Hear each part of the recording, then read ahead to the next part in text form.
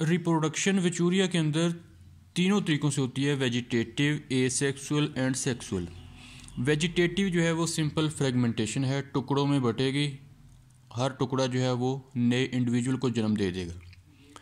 Asexual reproduction जो है वो वेल डेवलप होती है, जूस्पोर बनते हैं या प्लेनोस्पोर बनते हैं। फर्स्ट जो मेथड है वो जूस्पोर है, जब हालात साजगार हों तो उस वक्त जूस्पोर बनते हैं। जूस्पोर बनते हैं स्पोरेंजियम के ऊपर, कि ये अगर एक फिलामेंट है तो ये सिनोसिटिक होता है कि कोई क्रॉस वाल नहीं होती, इसके ऊपर स्पोरेंजियम लगता है। स्पोरेंजियम और जो मेन बॉडी है उसके दरमियान एक सेप्टम बन जाता है, और इस स्पोरेंजियम के अंदर मल्टी न्यूक्लिएट काफ़ी सारे न्यूक्लियस और प्रोटोप्लाज्म मौजूद होते हैं जब इसकी डेवलपमेंट हो रही होती है। कि ये फिलामेंट है, फिलामेंट्स के ऊपर स्पोरेंजियम लगा, स्पोरेंजियम को क्रॉस वाल के ज़रिए मेन फिलामेंट से अलग किया, और जब ये स्पोरेंजियम बन रहा था तो उस वक़्त इसके अंदर बहुत सारे न्यूक्लियाई और प्रोटोप्लास्ट जो है वो चला गया। अब ये जो प्रोटोप्लास्ट है वो कॉन्ट्रैक्ट करेगा, कॉन्ट्रैक्ट करके पूरे का पूरा जो स्ट्रक्चर है वो जूस्पोर के अंदर कन्वर्ट हो जाएगा, और ये जो जूस्पोर होगा ये मल्टी न्यूक्लिएट होता है, क्योंकि इसके अंदर न्यूक्लियस काफ़ी मौजूद होते हैं।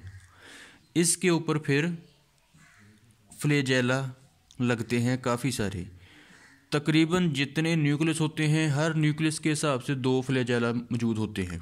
अगर 5 न्यूक्लियाई हैं तो 10 फ्लैजेला मौजूद होंगे, और इसके अंदर में बहुत सारे वैक्यूल भी हो सकता है सेंटर में, और क्रोमेटोफोर्स भी होते हैं। क्रोमेटोफोर क्या होता है? वो एरिया जिसके अंदर पिगमेंट्स जो हैं वो मौजूद होते हैं।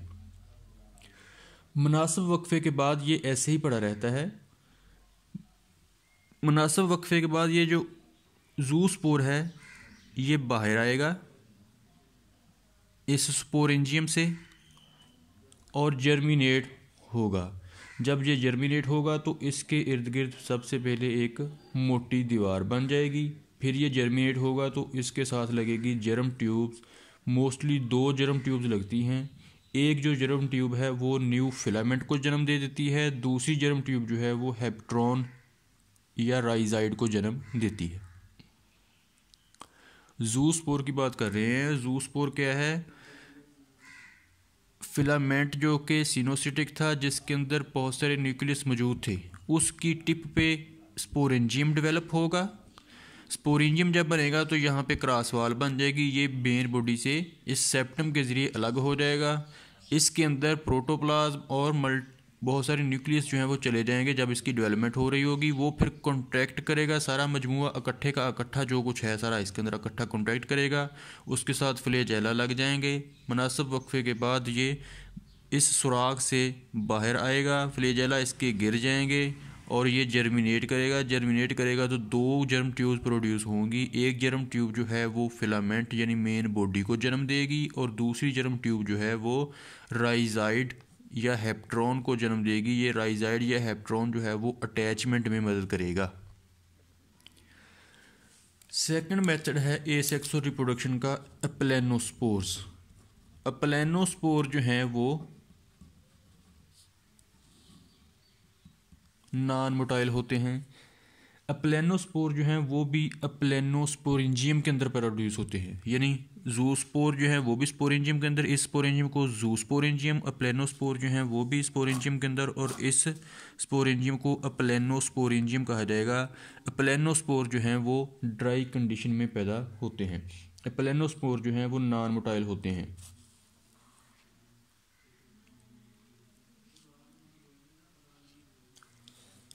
अब प्लेनोस्पोर जो यहाँ बने हैं इसके अंदर फ्लैजेला नहीं होंगे। ये प्लेनोस्पोर है, इसके अंदर फ्लैजेला नहीं होंगे क्योंकि उन्होंने मूव नहीं करना। इनकी डेवलपमेंट 2 तरीक़ों से हो सकती है। डायरेक्ट डेवलपमेंट एक कहलाती है, जिसमें क्या है कि ये जो प्लेनोस्पोर है बनने का मेथड इसका और इसका तकरीबन सेम ही है कि इसके अंदर फ्लैजेला है, इसके अंदर फ्लैजेला नहीं है। प्लेनोस्पोर डायरेक्टली जर्मिनेट कर जाएगा तो न्यू प्लांट बन जाएगा, तो एक ये तरीका है। दूसरा तरीका है इनडायरेक्ट डेवलपमेंट। ये एक्सट्रीम ड्राई कंडीशन हो तो फिर इनडायरेक्ट जर्मिनेशन होती है एप्लेनोस्पोर्स की। इस दौरान क्या होता है, एप्लेनोस्पोर जो है वो मुख्तलिफ टुकड़ों में बट जाता है। ये एप्लेनोस्पोर पूरा एक स्पोर था, मल्टी न्यूक्लियड मास था, तो ये टुकड़ों में बट जाता है।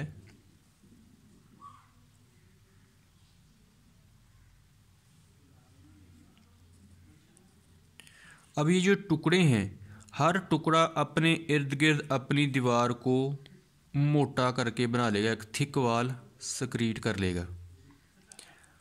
और ये जो थिक वाल स्टेज है, इस स्टेज को फिर कहा जाता है गोंगरोसिरा स्टेज। गोंगरोसिरा स्टेज क्या है, जब एप्लेनोस्पोर एक्सट्रीमली ड्राई कंडीशंस के अंदर टुकड़ों में बट जाए और हर टुकड़ा जो है वो अपने इर्द गिर्द एक वाल डेवलप कर ले। इस स्ट्रक्चर को जिसने वाल डेवलप की है सिस्ट कहा जाएगा या हिप्नोस्पोर्स कहा जाएगा। तो इस स्टेज को गोंगरोसिरा स्टेज कहा जाता है। और मुनासिब वक्फे के बाद ये सिस्ट जो है वो टूटती है और इसके अंदर जो मटेरियल है वो अमेबा की तरह हरकत करता हुआ बाहर आता है और जर्मिनेट कर जाता है। तो इस तरह इस प्रोडक्शन को कहा जाता है इनडायरेक्ट जर्मिनेशन ऑफ एप्लेनोस्पोर्स। एप्लेनोस्पोर्स बनते हैं उसी मेथड से जिस तरह के जूस्पोर बनते हैं। जूस्पोर मोटाइल होते हैं क्योंकि फ्लेजेला होते हैं, यहाँ पे ये मोटाइल नहीं है तो फ्लेजेला नहीं है। तो ये जो एप्लेनोस्पोरेंजियम के अंदर बना है, ये डायरेक्टली भी ग्रो कर सकता है, इनडायरेक्टली भी कर सकता है। अगर डायरेक्टली करेगा तो ऐसे ही जर्मिनेट हो जाएगा जैसे कि ये हुआ था, लेकिन अगर इनडायरेक्टली करेगा तो फिर ये टुकड़ों में बढ़ जाएगा, हर टुकड़ा सिस्ट या हिप्नोस्पोर के अंदर कन्वर्ट हो जाएगा। इस स्टेज को गोंगरोसिरा स्टेज कहा जाता है। मुनासिब वक्फे के बाद जब फेवरेबल कंडीशन होगी तो ये अपनी दीवार तोड़ के इसके अंदर जो मटेरियल है, न्यूक्लियस है वो अमेबा की तरह मूव करता हुआ बाहर आएगा और जर्मिनेट कर जाएगा।